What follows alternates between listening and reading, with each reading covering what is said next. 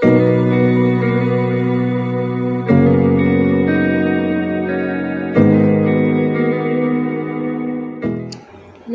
বন্ধুরা, তোমরা সবাই কেমন আছো? আশা করি ভালোই আছো। আর আমি তো একটু খারাপ আছি, ভিডিও ঠিকঠাক দিতে পারছি না তোমাদেরকে। তো চলো আজকে দেখাবো একটা রেসিপি, মানে দুপুরে ডিনারে কি ছিল আমাদের সেটাই তোমাদেরকে শেয়ার করব। মানে কি ছিল দুপুরের ডিনারে সেটা শেয়ার করার জন্য তাহলে ভিডিওটা দেখতে থাকো। তো দেখো আমি এখানে ফার্স্টে কিছু পরিমাণে মাংস নিয়ে নিয়েছি। তো কিছু পরিমাণে মাংস নিয়ে নিয়েছি, এটাকে রান্না হবে। মাংস রান্না কী করে করতে হয় এটা তো মোটামুটি সবাই জানো, এটা পুরোটা দেখানোর কোনো মানে দরকারই পড়ছে না। আমি কিছুটা দেখিয়ে দিচ্ছি তোমাদেরকে কাদের কী নিয়মে রান্না হয়। তো আমাদের এই নিয়মে রান্না হয়। দেখো আমি কিন্তু এখানে মাংস রান্নার জন্য আমার যা কিছু লাগবে, পেঁয়াজ রসুন আদা মশলা মোটামুটি এখানে নিয়ে নিয়েছি, আর গুঁড়ো মশলাগুলো পরে দেখাচ্ছি। আর এই যে এখানে তেল দেওয়াটা কড়াইতে স্কিপ করেছি, মশলাগুলো দেওয়াও স্কিপ করেছি। এখানে দিয়েছি যা কিছু কাটা ছিল মশলা ওগুলো, আর ধনিয়া পাউডার, জিরা পাউডার, লাল লঙ্কার গুঁড়ি, আর দুটো কাঁচা লঙ্কা, তেজপাতা, জিরা ফোড়নে, আর পেঁয়াজ রসুন তো দেখলে ওগুলো দিয়েছি। বাস ওগুলো দিয়ে ভালো করে মশলাটাকে তেল দিয়ে ভালো করে কষিয়ে নিলাম। এবার কষানো হয়ে গেলে তেল ছেড়ে দিলে আমি এটাকে তেল ছাড়ার সঙ্গে সঙ্গে কী করলাম, যে মাংসগুলো ধুয়ে রাখা ছিল মাংসগুলোকে এখানে ঢেলে দিলাম। দেখো বন্ধুরা, আমার শরীরটা খুব একটা বেশি ভালো না, তবে ভিডিওটা মানে এডিট করলাম। যাই হোক, যেভাবেই হোক রান্না বটে হচ্ছে, কিন্তু আমার খাওয়া হবে না, বাড়িতে যারা আছে তারা খাবেন। আর তো এভাবে আমি মাংসটাকে বেশ সুন্দর করে কষিয়ে নেব।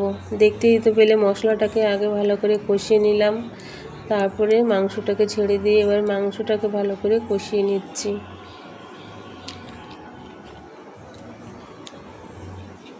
মাংসটা কষা হোক তাহলে। দেখো মাংস কিন্তু আমি কষাতে দিয়েছি, মাংস বেশি টাইম লাগবে না। এই যে কষা প্রায় হয়ে এসেছে, তেল ছেড়ে দিয়েছে, দেখতেই পারছো তেল কিন্তু দেখা যাচ্ছে মাংসতে। তবে মাংসটা মনে হচ্ছে কষানো প্রায় হয়ে এসেছে।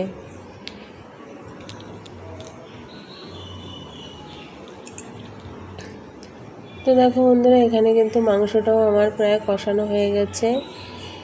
তো এখানে আমি কিছু পরিমাণে জল অ্যাড করব। জল অ্যাড করাগুলো আমি এখানে স্কিপ করে যাব, কারণ ও সব দেখানোর মানে খুব একটা, যে যেমন খাবে সে তেমনই দেবে। শরীরে অত এনার্জি নেই, অতটা ভালো লাগছে না, যতটুকু পারছি এতটুকু দেখিয়ে দিচ্ছি তোমাদেরকে। খুব একটা ভালো না শরীরটা। তবে দেখো কষানো কিন্তু হয়ে গেছে, বুঝতেই পারছো মাংসটা দেখে যে কষানো হয়ে গেছে মাংসটা। তো আমি এখানে জল অ্যাড করে দেবো এখন। এবার দেখো জল দিয়ে দিয়েছি, আর এখানে ঢাকা দিয়ে দিলাম কিছু সময়ের জন্য। আর আমি এপাশে লুচি বানাতে আটা মেখে নেব।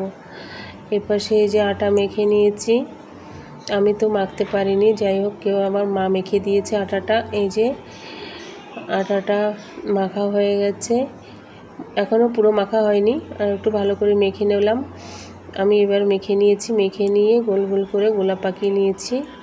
লেচিগুলো কেটে বেশ সুন্দর করে গোল গোল করে গোলাগুলো করে নিয়েছি, তাহলে কী হয় ভালো হয় আগে থেকে গোলা পাকিয়ে নিলে। তো এখানে আমার মা লুচিগুলো বেলে দিচ্ছে। বললাম না আমার শরীরটা ভালো না, তো আমার মা এই যে লুচিগুলো বেলে দিচ্ছে, আমি লুচিগুলো একে একে ভেজে নেব। তো চলো ভাজতে থাকি তাহলে আমি লুচিগুলো।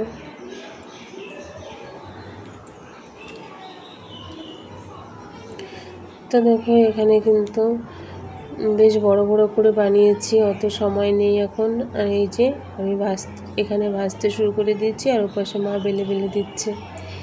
তো দেখো লুচিগুলো কিন্তু বেশ সুন্দর ফুলেছে, প্রত্যেকটা লুচি কিন্তু সুন্দর ফুলেছে। এই দেখো দেখতে পাচ্ছ কত সুন্দর ফুলে গেছে লুচিগুলো, বলের মতন হয়েছে ফুলে ফুলে, দারুণ লাগছে দেখতে।